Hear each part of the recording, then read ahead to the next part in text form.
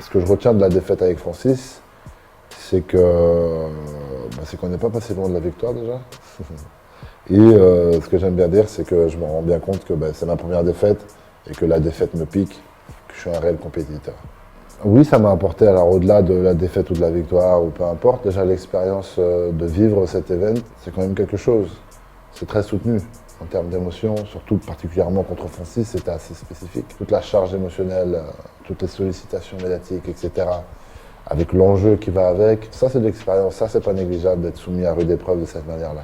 Si on avait mis en avant cet aspect où je ne me fais pas attraper en lutte et qu'on reste sur la physionomie des 2 premiers rounds, ça se serait apparenté à un combat facile. Oui. Il y a eu des échanges avec Francis. La vérité, celui qui a été le plus touché, c'est lui. Comme il sait, j'aime pas les gens qui mentent, qui disent pas la vérité, etc. Et donc du coup, c'est des choses où moi, j'ai pas forcément joué, j'ai pas surfé en jouant. Mais j'ai quand même surfé en étant sincère et dire que ça m'a touché, tu vois. Et puis, il y a eu toute cette pression, ce côté de relâchement, ce premier face-à-face, qui fait que ça rajoute la pression, etc., etc. Donc on était sur quelque chose où il y avait pas mal d'émotions. Mais comme je dis encore une fois, ça fait partie de l'apprentissage. Et c'est pas pour autant que je vais changer mon comportement. Non, pas du tout. Pas du tout, pas du tout. La première chose, c'est que je vois une caméra sur le côté qui me filme. Et je sais qu'on est en train de me filmer, je sais que les gens sont derrière leur téléviseur. Et la première chose que je dis, c'est désolé parce que j'ai pas assuré, quoi. J'ai pas donné ce que je voulais donner. Ce que je fais dans la cage, c'est un partage. Tu vois. Je le fais pour moi, je le fais pour ma mission première, qui est de subvenir à mes besoins et celle de ma famille, pour être à l'aise le plus possible. Mais je le fais aussi pour le show et pour les fans, tu vois, pour ceux qui me supportent. Donc c'est du donnant-donnant, en fait. Mais ça représente pas mal de choses. Alors pour moi, c'est juste assez flatteur parce que j'arrive vraiment au bon moment avec ce timing là, depuis la légalisation du MMA. Et là, maintenant, le premier event, et c'est moi qui vais être en tête d'affiche. Je me sens juste chanceux et je suis super heureux pour les fans français. Et je m'attends vraiment à un événement réussi. Et pour qu'il soit vraiment bien réussi jusqu'au bout, une victoire. Ce serait bien. On est dans la phase où on va rentrer dans le dur, dans le vif du sujet. On est à 2 mois et demi du combat. Et c'est là où on va monter dans le vif du sujet. Forcément pas de vacances. Enfin si, des vacances arrangées dans le sens où on va partir en famille. On va partir en famille avec le staff, avec le coach, etc. Comme ça, on va continuer à s'entraîner chaque jour. On l'avait fait déjà une année, il y a 2 ans. Donc ça va, on sait à quoi s'en tenir.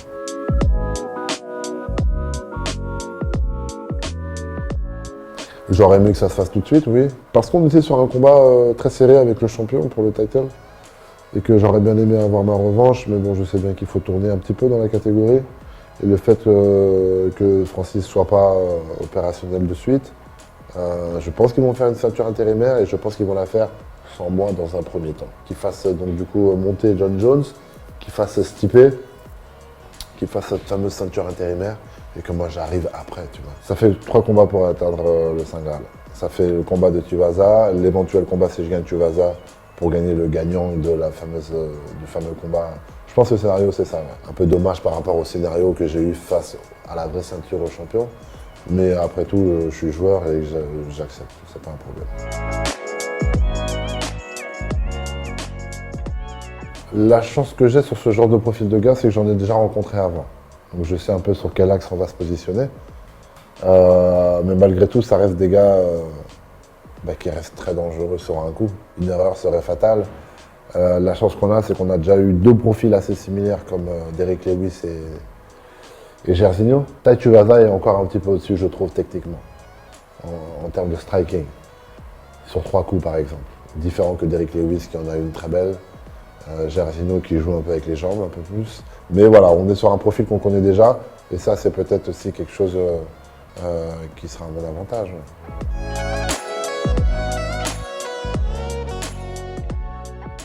Le fait qu'ils veuillent m'affronter moi, c'est parce que je suis plus haut, donc c'est une manque de respect, dans le sens où moi je veux le meilleur, et le meilleur a priori en ce moment c'est moi. Donc c'est plutôt flatteur. J'aurais fait exactement la même chose si j'étais à sa place. Pourquoi aller chercher quelqu'un de moins bien classé si tu peux avoir le numéro 1 juste derrière le champion?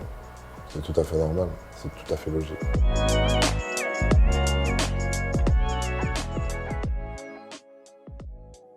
Ce sera toujours dans un premier temps toucher, ne pas être touché. Ensuite, on verra bien après. Il faut penser à l'après-carrière. C'est bien de donner du show, mais la santé, c'est encore mieux. Pouvoir profiter avec ses enfants et ses petits-enfants, ça n'a pas de prix.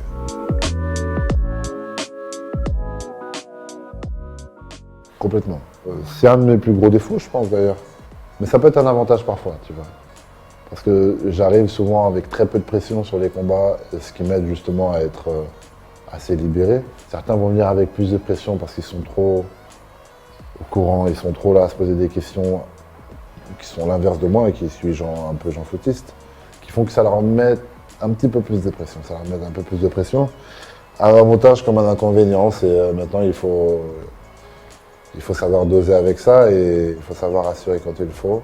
Et si jamais ça nécessite d'avoir un peu plus de motivation, eh ben, il faut s'organiser pour avoir un peu plus de motivation.